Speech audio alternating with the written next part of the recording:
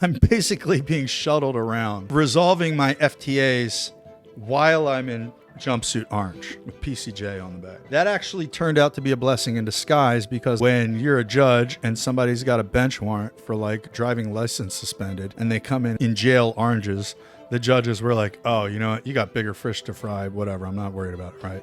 So I got off on all those traffic FTAs. I'm back in jail. I think it was 48 days that I did. It was long enough to lose my car and lose my apartment. And my drug addicted girlfriend, to her credit, she took my meager possessions and she put them in her sister's garage. My court date finally comes up. Public defender goes before the judge and he says, Your Honor, this is my client. He is a decorated U.S. Army Ranger who just got out like less than, I don't know, it wasn't even a year ago, right? Served multiple deployments in Iraq and Afghanistan. He's been injured in combat and he's been decorated for valor. And we're asking the court for leniency in this case. It tells them the circumstances of the case. And the cops who arrested me weren't there either. And the judge is listening to this, and his name is Henry Shelton. And I remember sitting in jail and guys talking about, oh man, you got Shelton. He's a hard ass. You're cooked, bud. You're going back to, you're going to do prison time. Shelton's listening to this, and he's like, son, come up here. And he turns the mic off, and he leans over and he's like, hey, what are you doing? And I just looked up at him, and I was stunned. I was like, I don't even know anymore. I was just honest. I'm like, man, that's making me emotional. Fuck.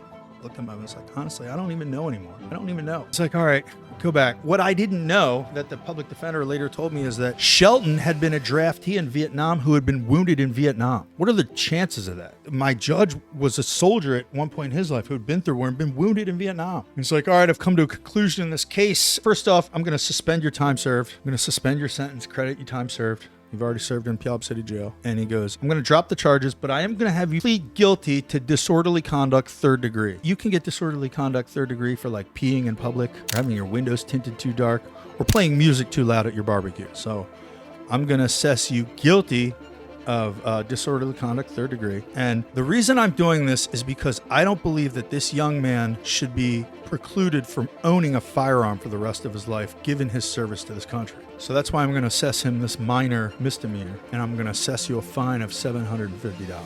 And I asked the judge, I was like, Your Honor, what happens if I don't pay the fine? Do I have to go back to jail? He goes, no, don't worry about it. It goes to collections. Y'all know damn well I'm never paying that fine.